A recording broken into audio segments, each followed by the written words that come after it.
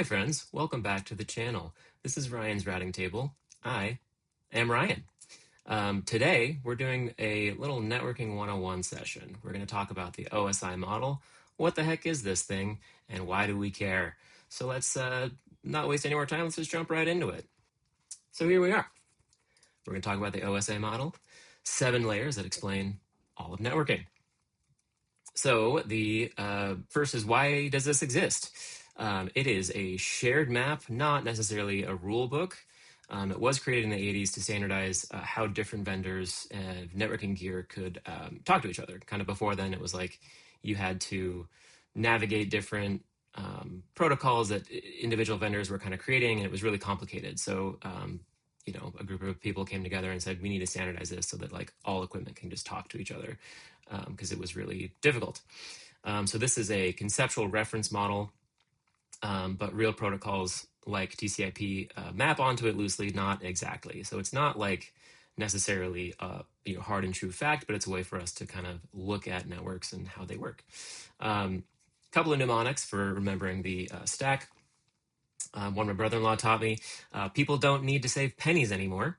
Another common one that I've seen a lot is, please do not throw sausage pizza away. The mnemonic being for physical, data link, network, transport, session, presentation, and application, which are all 7 layers.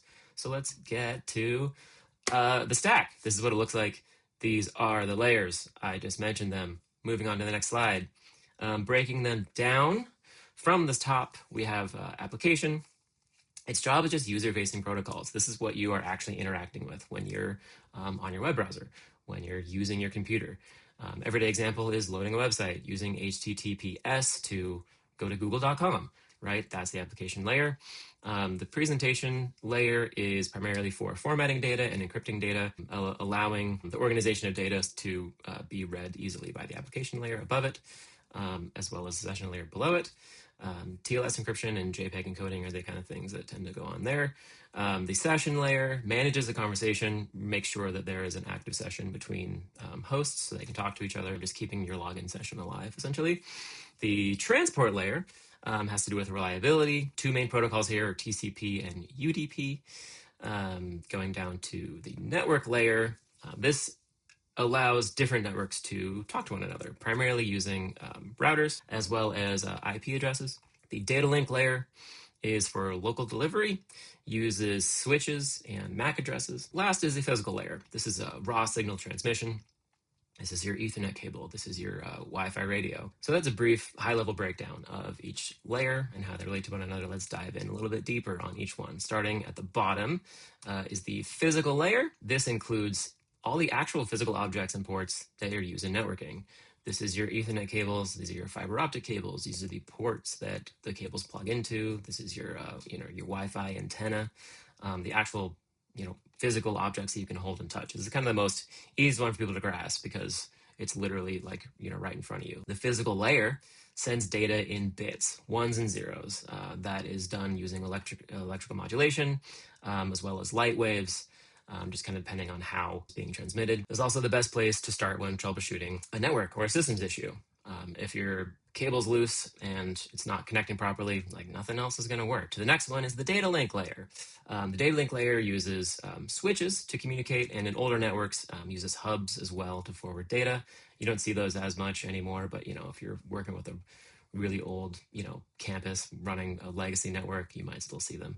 Data is packaged or encapsulated into frames at the data link layer, and it makes use of MAC addresses to send traffic through the network. If you're wondering what the heck is a MAC address, don't worry, I am working on a video that will break down MAC addresses and we'll explain a little bit more. So moving on to the network layer, this is where network engineers spend a lot of their time. It's making use of routers to send traffic between different networks. It uses IP addressing, and IP addressing is what allows a computer, in my home in Los Angeles to communicate to a server in China, right? Like that is all through IP addressing. It allows the whole world to communicate with one another. And the data and the network layer we refer to as packets. Transport layer utilizes 2 main protocols, TCP and UDP. If you don't know what that means, don't worry. I also have a video coming out about those, so you can watch that and learn a little bit more in depth on those two protocols. Very important. Transport layer checks, receives, manages, and transmits data onto the next layer, and it uses ports for that. And it takes large amounts of data, breaks them down into smaller segments for transportation. The session layer is pretty much just about creating a session, literally letting two hosts talk to one another. It manages that connection, and primarily bridges a gap between the upper layers 5 through 7 and the lower layers 1 through 4. The presentation layer is responsible for conversion of data types and data encryption, SSL being the main protocol used at this layer. And the application layer, like I mentioned earlier, this is the one that you're constantly interacting with whenever you're using your computer, basically.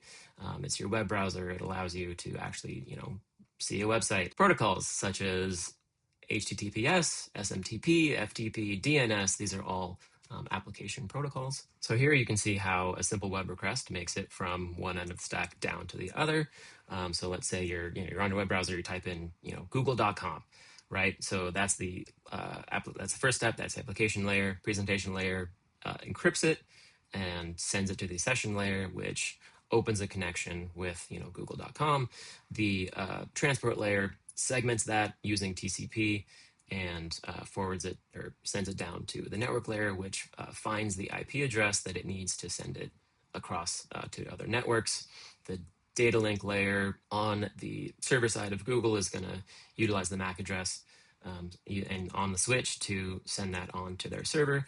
And the physical layer is the actual miles and miles of cable that are connecting my computer to Google servers somewhere in who knows where. Data travels down the stack when it's sent, and then it travels back up the stack on the receiving end. So a quick recap. The OSI is a shared reference model for how networking gear communicates.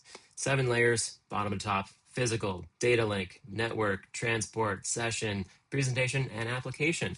Mnemonics to remember that. People don't need to save pennies anymore. Thanks, Bill. Or please do not throw sausage pizza away. So this has been my first Networking 101 video. Next one, I'm going to do a comparison and a breakdown of TCP versus UDP. So check that out when I release it. And thank you all so much for joining me.